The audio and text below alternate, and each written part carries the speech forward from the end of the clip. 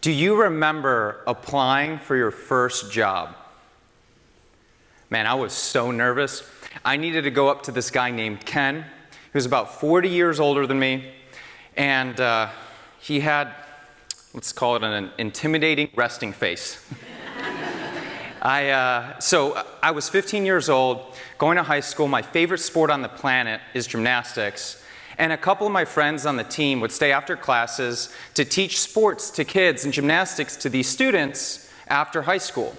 And Ken ran a company that would partner with park districts and help facilitate teaching these classes. And I thought, how cool would that be to be able to work there?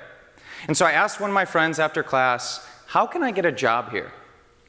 And he said, you need to go up to Ken, introduce yourself, and ask him for a job. Okay. I come into the gymnastics gym. I see Ken's there. Heart starts throbbing. I walk up, stick out my hand, introduce myself. Hi, Ken. It's a pleasure to meet you.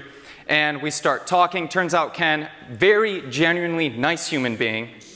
But as we were talking, I discovered that I couldn't work for him until I turned 16. So he said, call me back when you're 16 and we can talk about it. Months go by, I haven't seen Ken, haven't talked to him, and it's my 16th birthday. Family's starting to come around, they're coming to the house to celebrate. I leave to the room, go into the study, take out my phone, find his contact information, and heart starts throbbing again. I dial, phone starts ringing, and Ken picks up. Said, Ken, I don't know if you remember me, my name is Mitch. We talked months ago. You told me to call you when I turned 16, and today's my 16th birthday. I'd love the opportunity to work for you and teach gymnastics to these kids. He was so impressed that I called him on my actual 16th birthday that he gave me the job right then and there. And so I was celebrating my birthday, celebrating being employed legally the first day I could. And what occurred to me later on was this success was a success that derived from adapting to a different generation. See, the way that I applied for that job was much more normative to what Ken experienced in his generation. There was no fancy application. There was no phone I was pulling out on social media, finding the job, applying. I introduced myself, shook his hand, followed up on the phone when I told him I'd follow up. And that led to a job offer. Years later, after graduating college, I moved to work for a consulting company. And it occurs to me pretty quickly that there are people in the workplace that were thinking very differently than I was. See, it turned out I was the first and I was the oldest of the youngest generation entering the workforce. I was the first of the Gen Z entering the workforce. And I thought, man, going into a consulting company, what a value add. Because I saw all these different generations showing up, and all of them were thinking and approaching work differently than I was. Some had a tremendous work ethic. Some were focused on mission impact in organizations. There were some that were working hard to live, and there was others that loved what they did, so they lived so they could work more. But you know what was interesting across all these different generations, all these different value systems? The one thing they had in common, they all thought their way was the best way. And so I remember I was going to approach this client, and their entire department was being run on paper. Everything was printed out, everything was filed, and I saw what an amazing opportunity to create value. Here I am, Gen Z, I got an amazing proposal for you. We're going to automate, we're going to streamline, we're going to get it in the cloud. And they looked at me, looked up, looked back, and said, why would we do that? And I was taken aback. Here I am with what I thought is this innovative idea, but it's being responded to as if I'm being not innovative, but irresponsible. And there was almost this resistance, not a conflict, but we began to have difficulty because what I thought would help the organization, they thought I was putting the organization at risk. Where I thought they were being stagnant to change, they thought I was being reckless. And this difference in perspective began to occur. And I realized and I started seeing this wasn't the only gap in the workplace. Different generations kept on having different gaps because they had different value systems.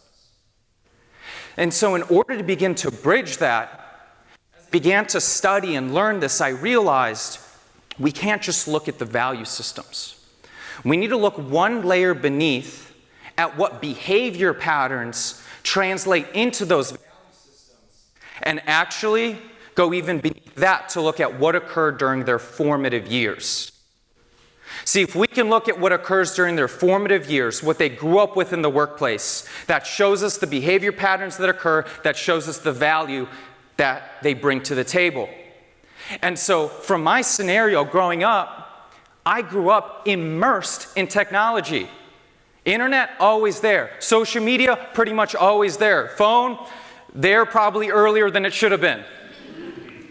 And so because it was always there, automation, tech, was secure.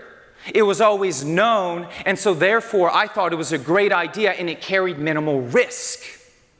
Whereas I looked at the other individual in a different generation, they grew up before the internet even existed. At the time, I honestly didn't realize there were people in our workforce that had graduated high school before the internet was made. It was made in 1983.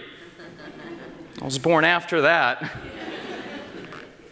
And so they experienced paper growing up. The security, the stability, something you can touch, something you can see, something that you can rely on because it's there. They saw tech happen, but they saw the issues with tech. They saw new protocols, new automation occur, and then the lost data, the hindrances. And so because of that, we both had tremendous value, but we couldn't adapt and first understand unless we looked at what was occurring at the behavior patterns and the formative years behind that. And so we were able to come up with a solution to automate, to streamline, by having the paper backup file. See, when we look at organizations, we talk about legacy often. Taking this business, this mission that we have, and growing it and building it greater than we ever could. Something that will outlive us, something that will grow greater than we could ever take it. But do we ask ourselves, who's going to take it after we let it go? Who's going to grow it after we step out of leadership? See, we're not going to be able to grow our legacies keeping the mantra that our generation does it best. We need to begin to seek to adapt, to seek to build bridges, not enable, but take steps forward to help others come in. And with that, we can start to harness everything every generation has to offer. The resiliency of one generation, the work ethic of another, the focus on social impact of one, the innovation of another. As we look at what occurs during their formative years, understand how that leads to behavior, understand how that translates to values, we as leaders can begin to build bridges of what was and appeared to be chasms across generations. And with those bridges, create a pathway for the experience and knowledge to go down, and for an innovation and new technology and new ideas to be brought up, so that we can truly empower our rising leaders to build on and carry the legacy that we're building today. Thank you.